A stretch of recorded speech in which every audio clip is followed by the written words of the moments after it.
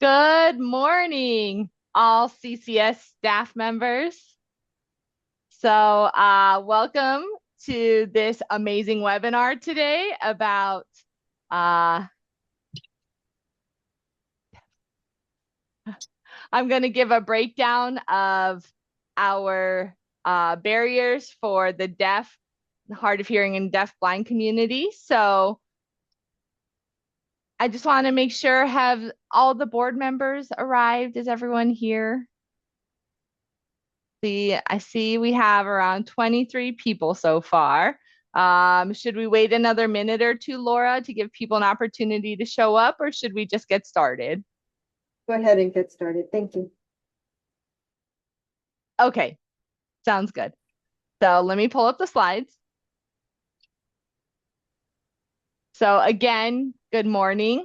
Welcome to this webinar for Breaking Barriers Services for the Deaf and Deafblind Community. I'm going to introduce all of us. I'll start the presentation, and then we have three other amazing presenters that will be speaking as well today. Okay, so today we're going to be talking about our program history, our services for each program, our challenges, opportunities, our future vision, how to support us, and then we'll have a discussion section where you can do questions and answers. Next slide, please.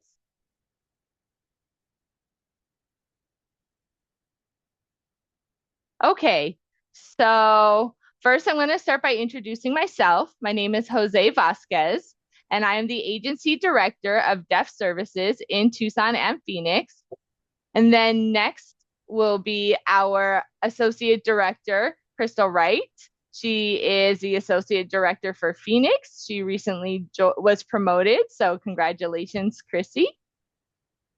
Then we have Carmen Johnson, who is the Associate Director for the Community Living Program, as well as we have Jessica Winchester, and she is our Program Director for Vocational. So next slide, please. Okay.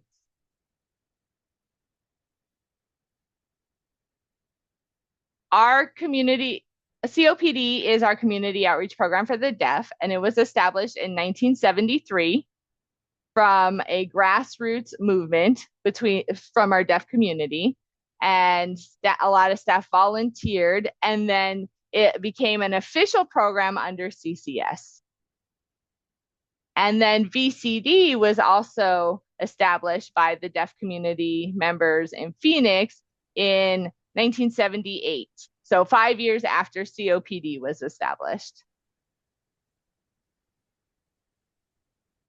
And then it became our CCS programs for the deaf.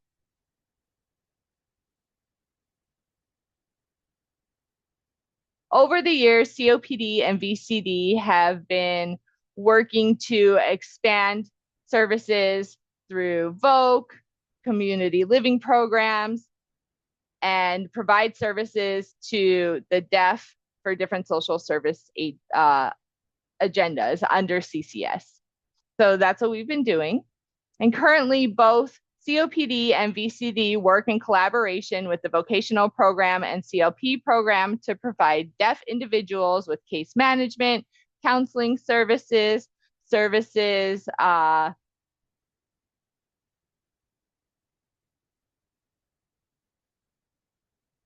for primarily deaf and hard of hearing, deaf blind for ages 16 and up.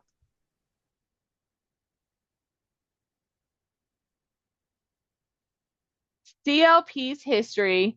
CLP was established in 1986 with resources for deaf adults to find housing and to be successful in the community.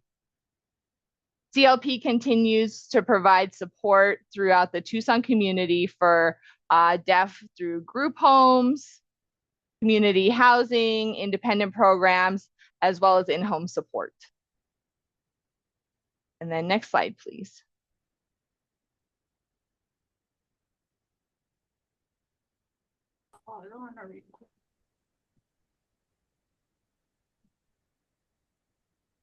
So Tucson also provides mental behavioral health, primarily in the Tucson area for the deaf community, and it does include case management, counseling services.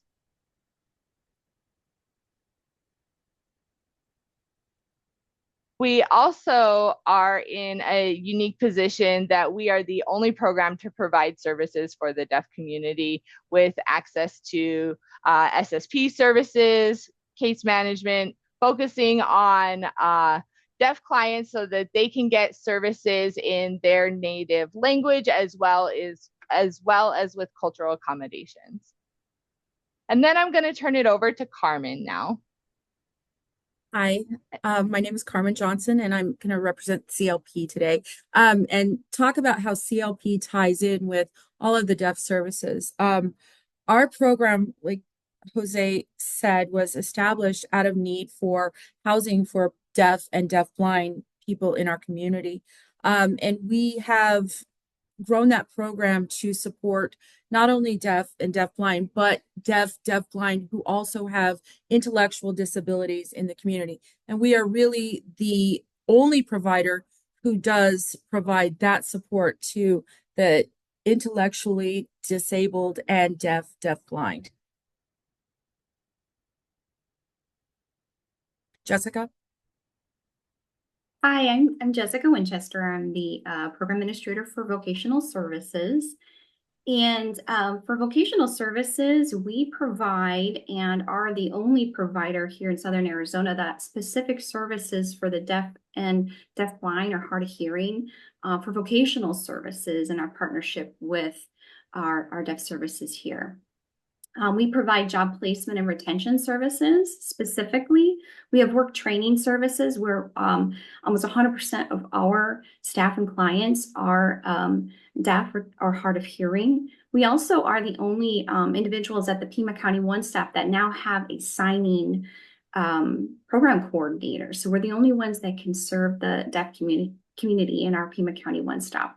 We have an awesome summer youth program where we focus on working with youth who are deaf in our community and helping them find work training opportunities. We also provide and make sure that our staff have deaf culture training, who can sign and or be provided with the training to be able to sign. I'm going to go ahead and turn over the slides to Carmen again. Hi, thank you. So all of these programs tie in together in a very beautiful and unique way. We provide housing for deaf adults and deafblind adults. Many of our participants also work in programs that are part of our vocational program and receive counseling through deaf services.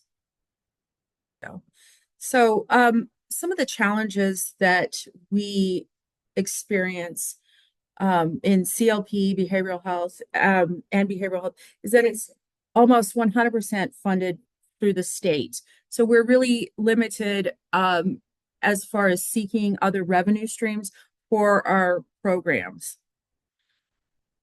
Jessica?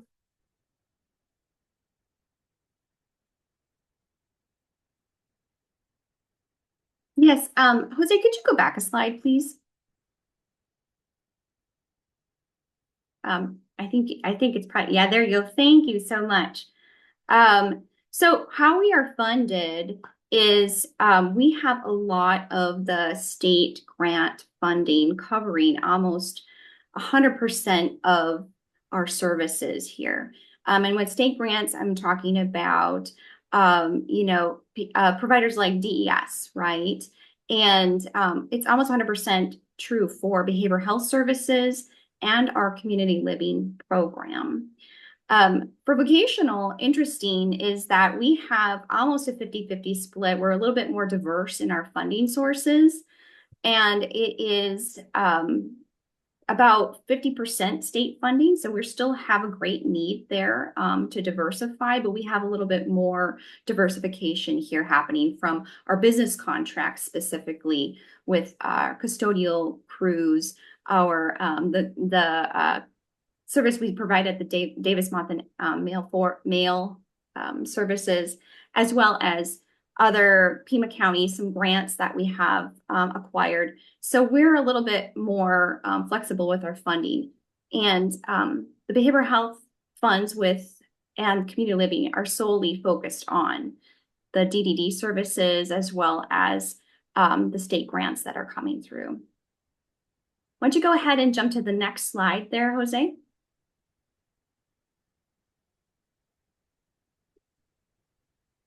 Carmen, you wanna take this on, please?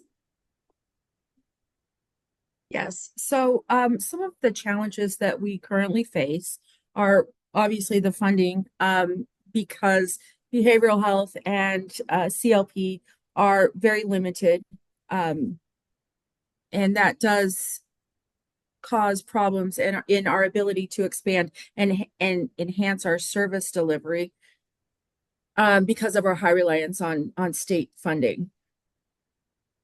It's difficult to sustain financially this current business model because of the constraints on our funding. We have a difficult time finding qualified staff who are fluent in ASL and can work with the individuals we support. ASL is a language that is not easy for somebody to learn in their adult life, but the staff that we do hire, do learn amazingly and can provide that support to the folks in our programs. Another challenge is name recognition as the preferred behavioral health provider for the deaf, also including housing and vocational programs. So many people do know CCS or Catholic Community Services. That is, a big name, but they're not as familiar with these services that we provide to the deaf. Now, COPD is nationally recognized as a provider. However, all of the fine details of the programs we provide are not as well known. So we are challenged to get our name out there and all of the wonderful programs we provide to the deaf and deafblind. Jessica, unless there's something you wanted to add to that, I think we can switch slides. Yeah, let's go ahead and switch to the next slide. Okay. So we talked about some of our challenges, and I want to kind of bring up some of our strengths. Our strengths as a collaborative unit are that we have a lot of longevity. We've been around for a long time, not only CCS, but as you heard in our history, we have a lot of longevity in the deaf community for deaf services, COPD, VCD, all these folks. And that is a really big strength of ours. Collaboration is that we have a lot of partners internally and externally in the community. We've made a name for ourselves, right? And those partners are our business partners, our agencies within CCS, much like the vocational department collaborates with Deaf Services and CLP. We are a good example of that collaboration and how we can, as you will see in the next slide, make more opportunity there. We also have amazing quality of staff and services. You heard about how we are looking for qualified staff who are deaf or hard of hearing, as well as strengthened or have a strength in ASL in that language. So we have certifications and accreditation. We're also CARF accredited, some of our services. We have a lot of staff who've been here for many years, 20, 25, 30 years. We have longevity in staff, and that is an amazing resource for our collaboration of services.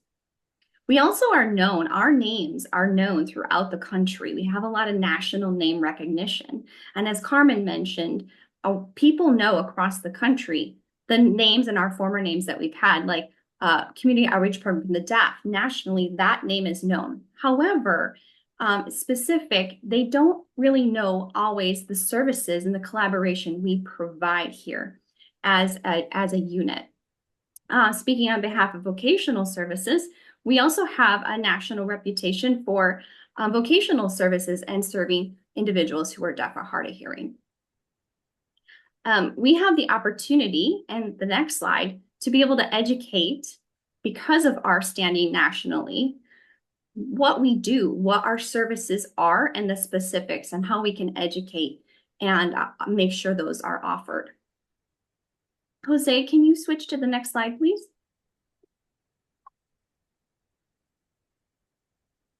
Thank you so much. All right. So we talked about our strengths and our challenges. And from our strengths and our challenges, we've identified key opportunities and a vision forward for our services. Right now, we are looking at billing Medicaid services to help diversify our funding. You heard that our funding is limited in many ways. We have one source. We're looking to expand that and make sure that we can diversify our funding sources. And Medicaid is one of those areas that we can do that. We are also looking at collaboration, making sure that we are expanding and looking at opportunities in our community to be able to collaborate and make partnerships. We want to be strategic about that and making sure that we are starting to become the deaf and deafblind behavioral health, vocational housing, that we are the preferred vendor. We're the preferred people that that community looks to be able to provide those services. So we're looking for those partnerships, and we want to expand those partnerships. And not only that, but we want to make sure that we expand services throughout CCS. We have a vast amount of services we provide for different agencies, right? So an example is that myself as a vocational service provider, we partner and we serve and we excel in serving individuals who are deaf or deafblind and providing them with vocational services. In addition, I partner with Carmen's program to provide vocational services and those who are deaf or hard of hearing in her program specifically. So we are looking to expand those then that same way throughout CCS and make those connections, make sure that we're using our own resources and expanding deaf services into other areas that other services and other programs that we have, making those partnerships in our other, like child welfare, immigration, looking for that and making sure we're utilizing those services. Carmen, did you have anything else to say about that one? No, I think, just to piggyback on what you said, our goal is to our vision is to create those partnerships, like you said, use the vast footprint that CCS does have and expand those services throughout the state, but also internally. We have so much opportunity internally, but there are untapped areas of Arizona where these services are desperately needed. And we already have home offices in some of those areas. So it would be of benefit to us and to the deaf community to expand those services into those outlying areas. And we want to really embrace and be known for and recognized as the behavioral health provider of choice. Absolutely. For deaf and deafblind. And that falls into our categories as well. But because we also would be serving people who have behavioral health needs who are deaf and deafblind. But we really want to be known as the go-to. We want to be that service for our community. Okay, I think, Jose, you can go to the next slide.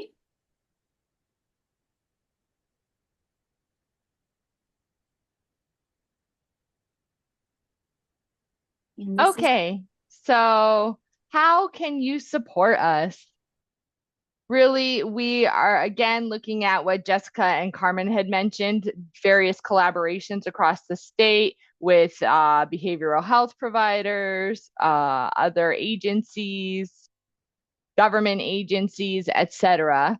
So if you have if any of the internal CCS departments know anyone who is deaf in those areas that need our support, please let us know.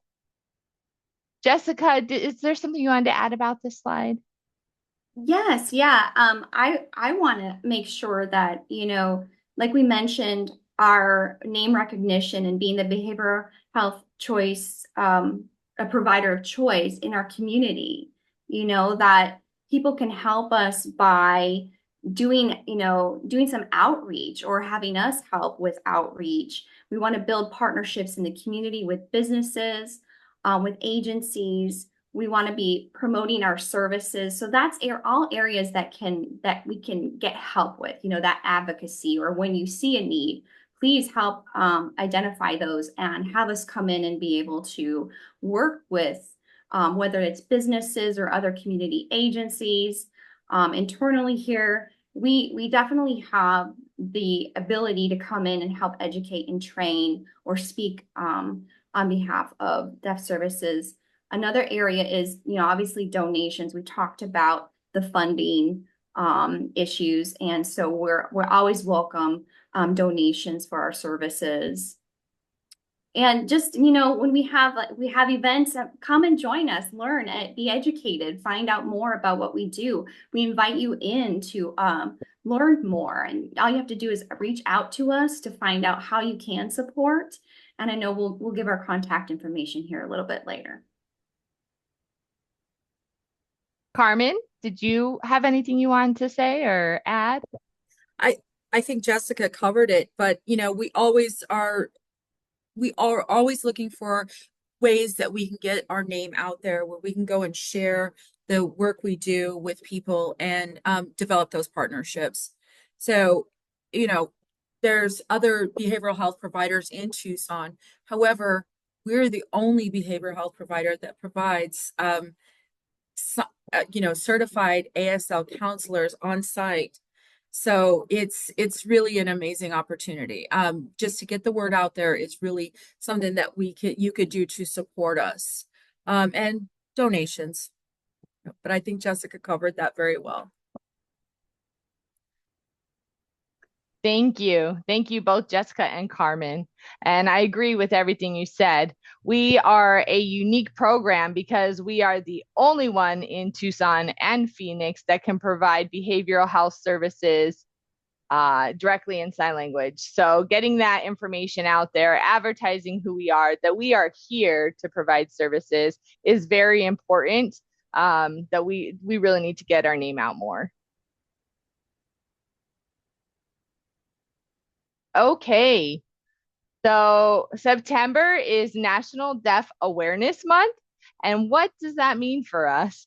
Well, we are celebrating our Deaf Culture Week, and we want to invite other businesses, other agencies, other people to come so we can present about the services that we offer here in Tucson. And we're going to try to get the word out to the community so that they know that we're having this event and how CCS provides behavioral health services across Tucson and all of Arizona.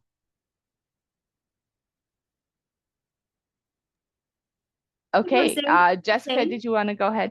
Yeah. I want to just mention too that one of the biggest ways that you can help support Deaf Awareness Month, and honestly, any time of the year, we recognize September as National Deaf Awareness Month, but I think it's so important to make sure that we are practicing these things and getting out all times of the year. It's not just September. And one of the things we can do is have us over to talk to your business, have us invite us to be able to speak at different events in the community. We want it, or have a table. Sometimes you have events where we can be there and have a table and give out information. We want to be there making those partnerships and collaboration. And it's definitely a way that we can support September and throughout the year for deaf awareness. We also encourage you to learn more about deafness and deaf culture, making sure that you see you learn about the positives of the advantages of being deaf or deaf or hard of hearing. You know, there's different ways listed here, but really what we want to do is be able to come and talk to people and partner with local businesses and communities to have them learn more and become educated in training and deaf awareness in our services that we can provide and help the community with.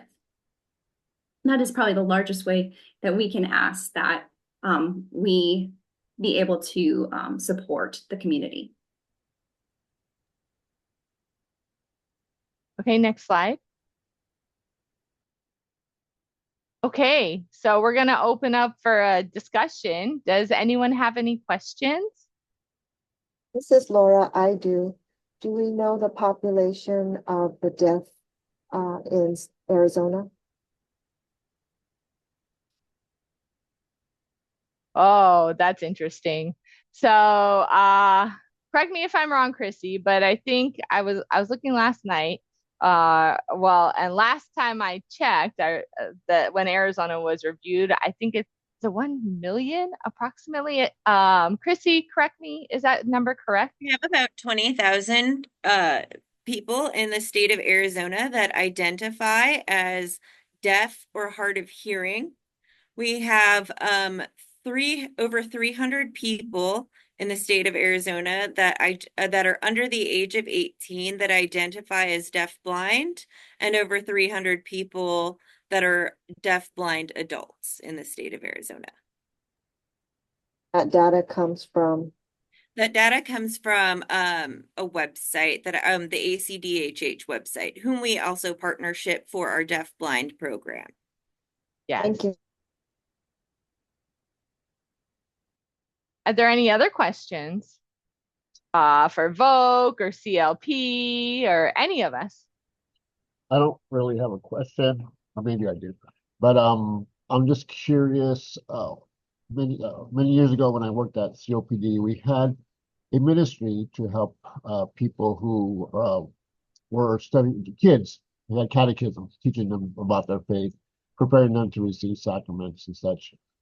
And I tried to outreach a few years back. I think it was through Facebook, and I didn't get any response. But I'm just wondering if there's a way that we can reach out to the community in that way, see if there's any interest in a Bible study, or even finding somebody who would be able to lead a Bible study for our deaf and hard hearing community. Also, I know there's some SSP support. We get one person here at the cathedral who has somebody transporter, and we have people to help type for her so she can participate in the mass, and also do a community visit for a blind person, hard hearing blind person who can't attend mass because he doesn't have an interpreter. So I'm just wondering, if we can come up with a strategy to work on something like that to address some of the spiritual needs of our community. And aside from that, as you know, I oversee the prison ministry. I don't run into a lot of deaf or hard of hearing people in prison. I'm sure there's some there. And most of their needs will be interpreting anyway. But once in a while, there are people who are released, and I met one who was in a transitional center for a little while. I got to chat with him a little bit and talked to him about COPD, but I lost track of him. I'm not sure what happened to him. Those are some of the kind of the needs that we don't think about, and also nursing homes and such. I'm not sure what kind of support, if they ever reach out, or if there's something that we could do for them as well, especially in nursing homes where we might be able to go out and pray with individuals, offer them communion, or even the sacrament of anointing of the sick. So those are kind of things that I was thinking about. Oh, thank you very much. Yeah, this is Chrissy.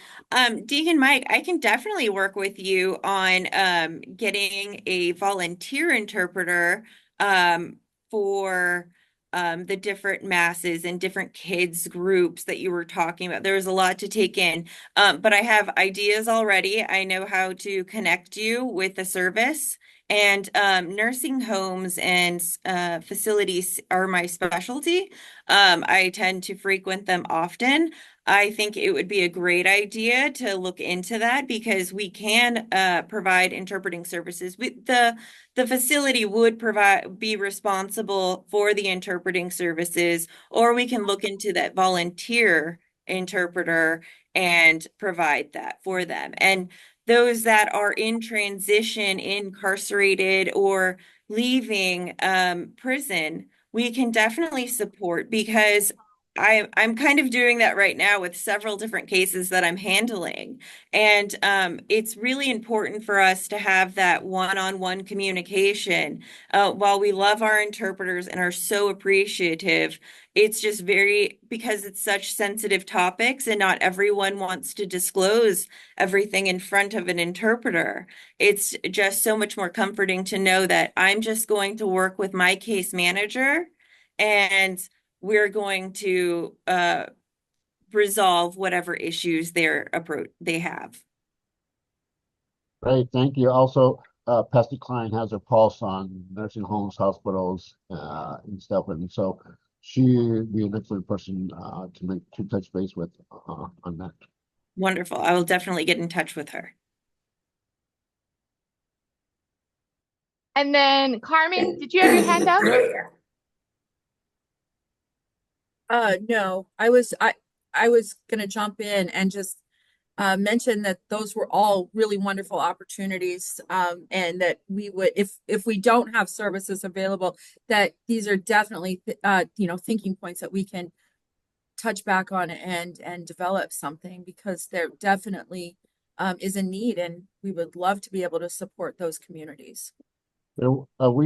We had a little bit of funding many years ago from the diocese. I think it was on the home missions. I don't remember where it came from. It was just a couple $1,000 maybe or something, but it was helpful to purchase some supplies and things that we need. I'm not sure if that's still there. I can check and see if they still have that kind of funding available. Thank you.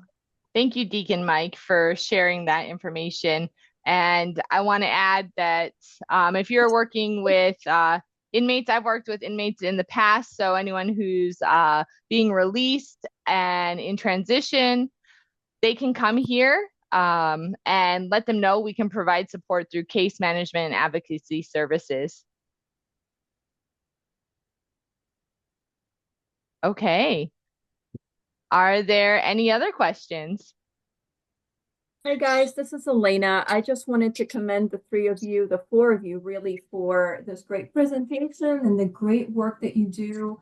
And something consistent throughout your presentation is how we are the only provider for the deaf community, either in congregate care, in housing, right, and in group home, in vocational, most recently winning an amazing award. So congratulations to you, yes, Jessica, and your team.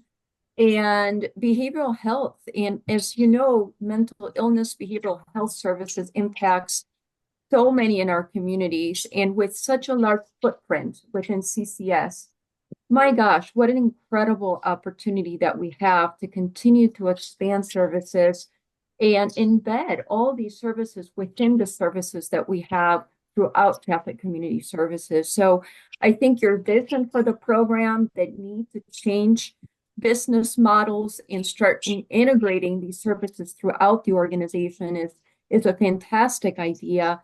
And I look forward to working with you in making this happen. So congratulations again, and let's definitely talk about all this great stuff soon. But I think all your vision, your goals are definitely in line.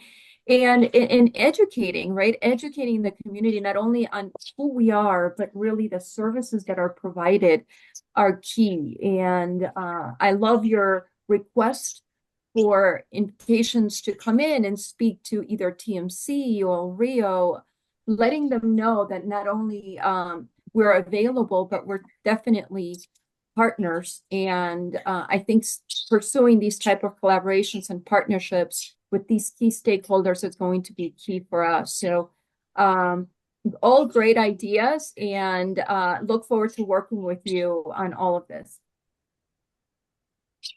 Thank you, Elena. Thank you, Elena. I really appreciate your support. Are there any other questions?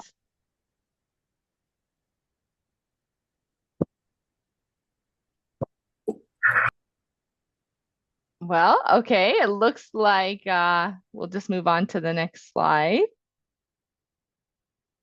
Thank you everyone for joining us today. If you have any further questions for any of us, me, Carmen, Jessica, Chrissy, you can send us an email. Our emails are listed in the slide. And again, we really appreciate you joining us today. And if it seems like there's no further questions, so then I guess we look forward to seeing you at the next presentation. You can see the schedule listed over here on the slide. Okay, well, thank you so much. It was a short and sweet presentation. Thank you, everyone. Bye.